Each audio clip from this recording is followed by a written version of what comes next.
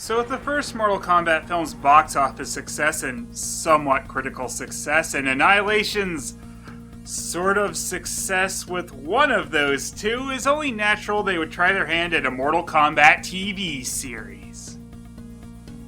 Okay, that wasn't natural at all, but they did it anyway. It's Mortal Kombat Conquest.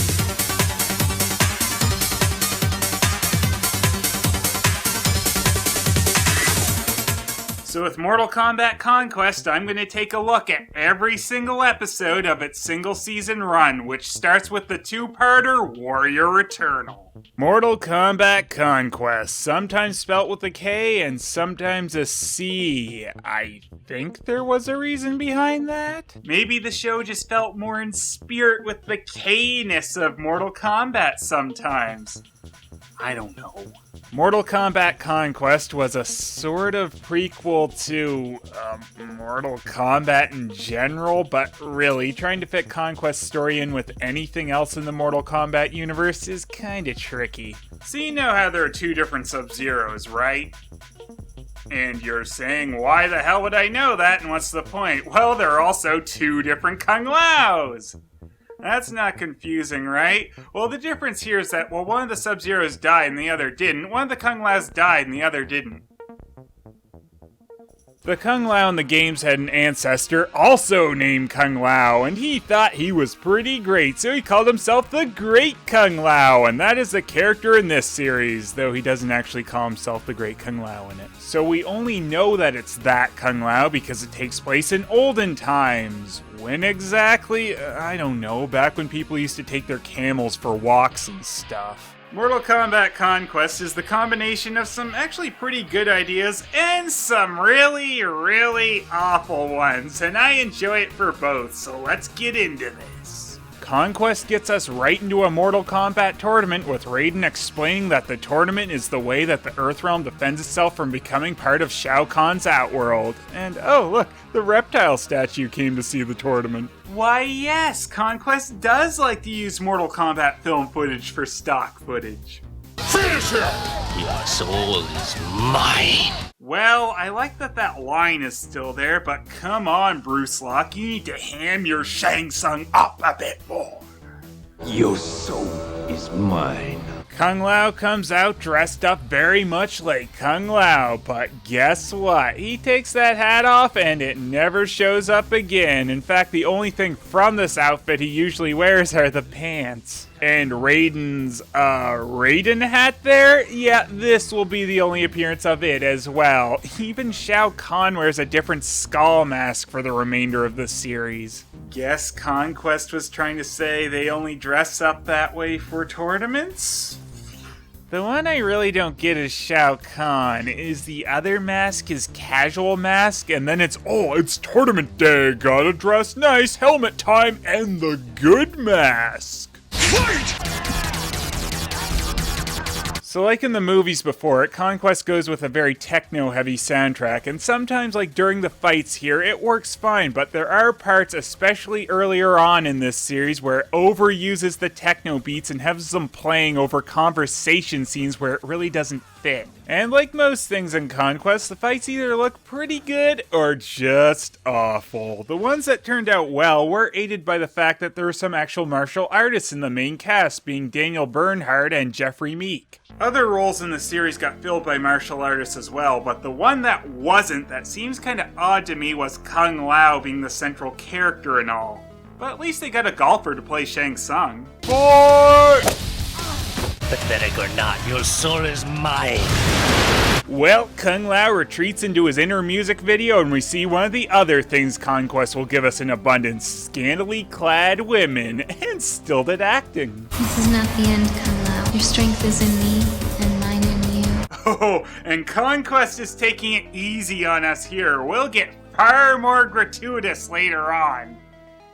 On both of those aspects, actually.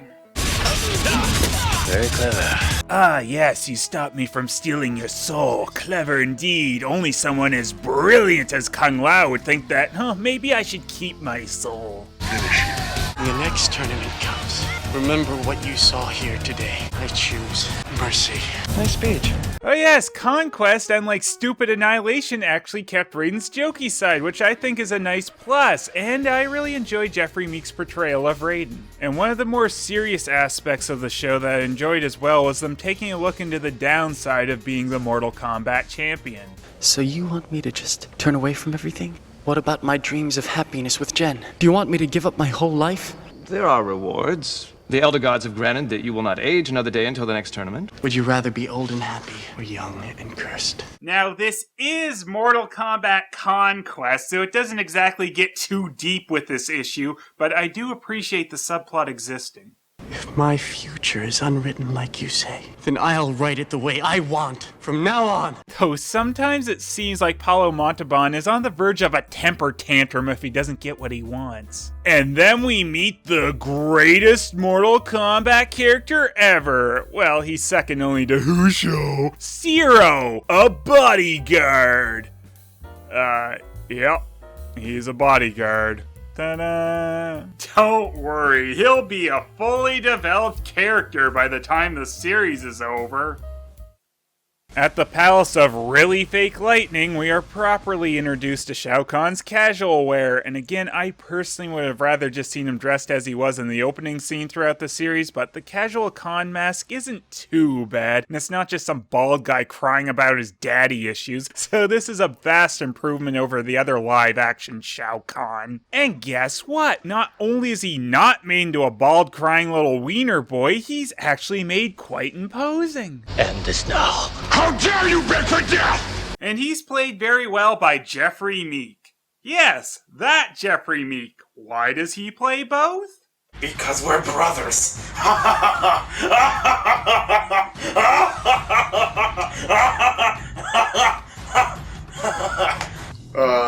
No, we are not. No idea, actually. But he does a good job with both roles, so no real complaints. And it really is covered up pretty well that this is the same actor playing two parts, something usually not done very well. It makes the production seem kinda cheap when it's obvious. Yeah, I know, right? Shut up. Next up, we get our introduction to who will become another one of our main characters of the series, Kristana Loken, the master of holding someone hostage for 2 seconds. You might know her from Terminator 3 or Blood Rain, but she does something pretty different here than she did in those two roles. Acting. Granted, I haven't seen her in too much, but her role here as the thief Taja is my favorite thing I've seen her do. And as I said before, Zero might not be the strongest character, but at least he can do his own stunts. What to do, what to do. The Baron could use some kitchen help. I'd rather die. And you will if you can't cook. Oh, so the penalty for thievery is slave chef or death. Yeah, I don't quite get the laws of Conquest Land. Come here, I want to show you something. You've been practicing. So have I, Kung Lao!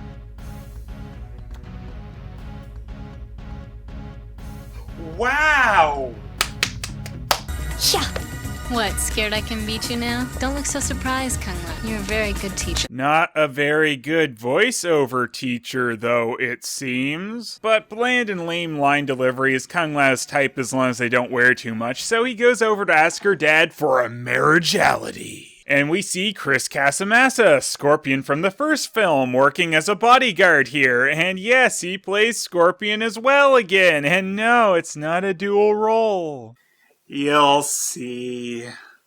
I've become very close to your daughter. Is that so? And I'm ready to dedicate my life to Jen's happiness. Is that so? What are your financial prospects? Just how much does that temple pay you to save the world? If you're serious about marrying Jen, you have to put aside this foolishness. But Baron, how can you ask me to abandon my faith? Well, you do know that monks aren't supposed to marry at all, right? Oh yeah. Well, fuck my faith in that regard. But as it turns out, being the Mortal Kombat champion doesn't pay the bills, so it's no dice. Down in the mines where Shao Kahn sent Shang Tsung for being bad, he meets up with Queen Cameltoe, Vorpax, and they make a deal to start a cultural DVD set for children. Or he makes her help him get revenge on Kung Lao, something like that. So what's their brilliant scheme for getting Kung Lao this week gonna be? This trinket. Go closer.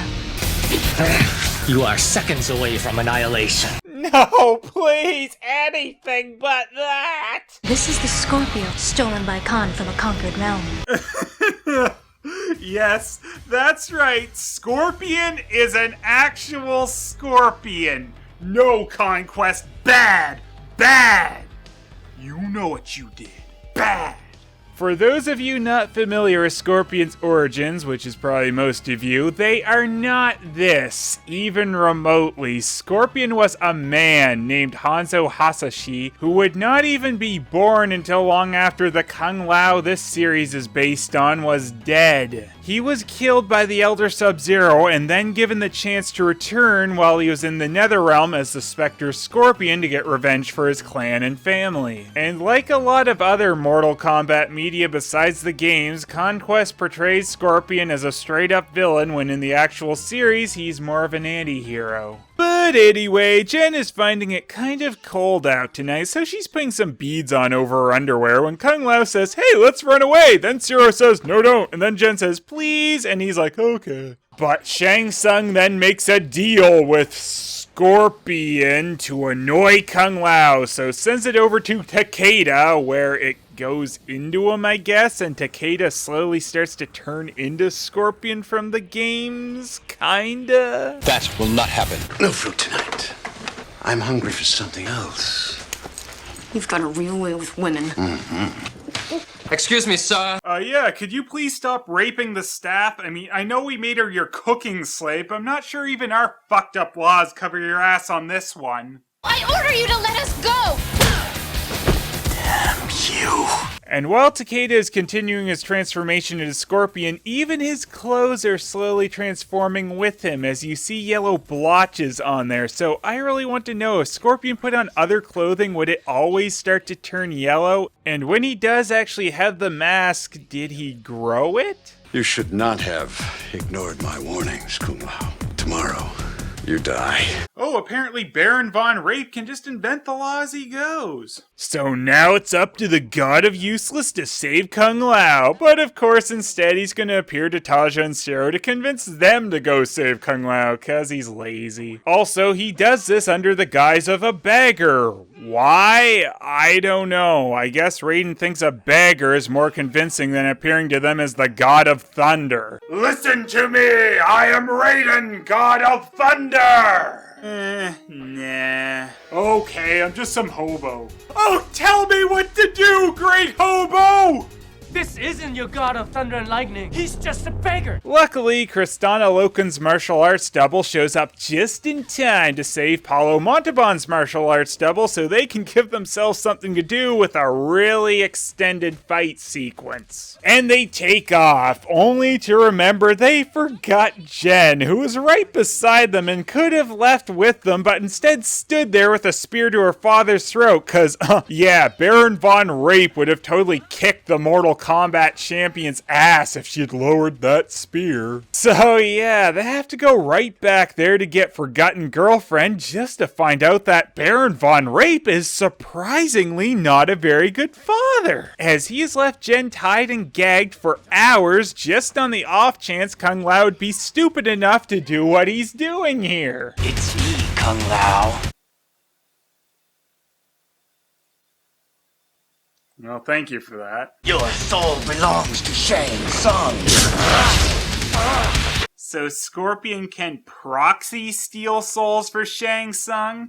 What, does he hold the soul up his butt and fart it back out to him later? Or does he, swallow it and then regurgitate it and feed it to him like a bird? Yes, the fart theory was my first one. Shut up. That's enough, Takeda. Take him away.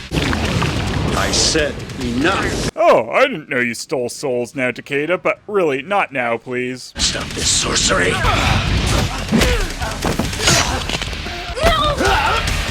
Kung Lao, come quick, the Baron's dying! And you're concerned about that, Taja? You do remember he just tried to rape you a couple scenes ago, not to mention threaten death on almost everyone else in the show. Save my Genevieve. You just left her tied up for hours to keep Kung Lao away from her. Yeah, apparently getting killed in such a silly manner has made Baron Von Rape do a complete character switch, even freaking asking Kung Lao to forgive him. I was wrong. Forgive. Name immorality. I don't have time for one of your lectures. If you have listened to my last lecture, Kung Lao, you may not be in this situation now. Yes, because if Kung Lao had fully accepted his role as Mortal Kombat champion, Shang Tsung would never put a scorpion in a guard's body to get revenge. God of useless.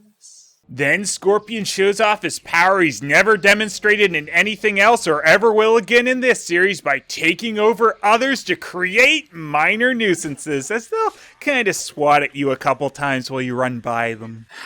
Well, maybe that's why Scorpion doesn't really use that power. Takeda is no more. So wait, was everyone else just saying Takeda's name wrong and he wasn't correcting them? Or does Takeda not know how to say his own name right? I am Scorpion. Whoever you are. I am Scorpion. Whoever you are. I am Scorpion. Whoever you are. I am Scorpion. Whoever you are. Seriously, he just said his name. No need to be so rude, Kung Lao. I'm going to kill you, Kung Lao! Okay, I'll just assume that Takeda or Scorpion or whoever he is now just can't say anything right since he says kill like some over-the-top cartoon villain. Get over here! Does Scorpion have two voices or something? I thought Takedo's was no more. I'm going to kill you, Kung Lao! Get over here! Well, one thing he still has, of course, is that stupid serpent instead of the spear, because the spear would be too violent, or they really need to have that running away from the serpent thingy scene again. Oh, and he can apparently shoot fireballs now. But don't worry, they're only lethal to extremely stupid, weak and bland girlfriend characters. Yup. Is it over? Did I kill him? No, Jen, getting shot by his fireball doesn't kill him. Fuck, you're stupid and bland. Oops. Anyway, Kung Lao finishes Scorpion off with some flippy kick thing, which only finishes him off because the ground underneath him decides to open up. Why? I have no idea. Scorpion isn't dead or anything. He shows up again in this series, so if this is one of his special powers, he might want to give that one back. Unless that was one of Takeda's special powers. Takeda is no more. Whatever. Wrapping up the first episode, it starts setting up some general things for the series, like the oversized key that Jen gave to Kung Lao before dying of stupidity apparently constitutes a deed, and Kung Lao now owns Baron Von Rape's place. But he's gonna need a couple wacky roommates. Kung Lao! Kung Lao! Yeah, I'm right in front of you. Why are you yelling? I just want to do something useful for a change. Very admirable. I'm offering you my help, Kung Lao. So where are you up to now, Zero? Well, I was just planning to stand around awkwardly just off screen during conversations from now on. I'm sure I'll find work in Shusen. Cleaning sewers, something prestigious like that. Zero. Zero, I could always use my sewers cleaned. And thus sets up our main cast group. Taja joining because she wants to do something better with her life, and Zero cause, well, he's got nothing better to do. You're not the only warrior imprisoned here by Shao Kahn. Over the years, he's imprisoned hundreds of fighters. Build an army. Considering raising this army plan is never mentioned again, I like to imagine that they're all just really inept fighters tripping over themselves, so Shang Tsung just quietly buried that plan. Warrior Eternal does a pretty good job of setting up what Conquest will be, both its strengths and weaknesses, and oh boy, its cheesiness. Strengths of this episode were the dimension to Kung Lao's character, with the plight of getting roped into more than he wanted to by being the Mortal Kombat champion, and his battles with Shang Tsung and Scorpion had some really good moments. Jeff Meek was solid as Raiden and Shao Kahn. Also, Bruce Locke is a decent Shang Tsung, though he doesn't have all that much to do in this episode after losing in the tournament. What could have been a little better was the development of Taja, seeing as she's going to be one of our main characters, but it was hardly the worst development we've seen. It also still irks me that we never see Kung Lao don this getup again. Not saying it had to be all the time, but he could have put it on once in a while. Same goes for Raiden's hat and Shao Kahn's actual Shao Kahn mask. I mean, they had them made, they were right there. Also, the fight scene after saving Kung Lao from execution could have really been cut down, as it starts to drag on and it never really does much with its time. Weaknesses! Jen! Just her in general! Sorry. Just every line she delivers sounds like she's just reading it off the script with no meaning. And the development of Zero, which is to say there was no real development of Zero. He was a guard and he joins Kung Lao at the end cause, well, it beats standing over Jen's dead body pretending he still has a job. And the major stupid for this episode? Jen! What, scared I can beat you now? And of course, Scorpion is an actual scorpion that possesses someone else's body.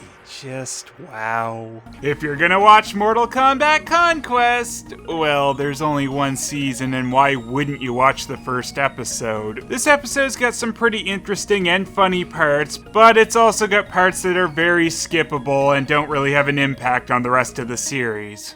Next time on Conquest, we see Sub-Zero with his heart so cold as ice.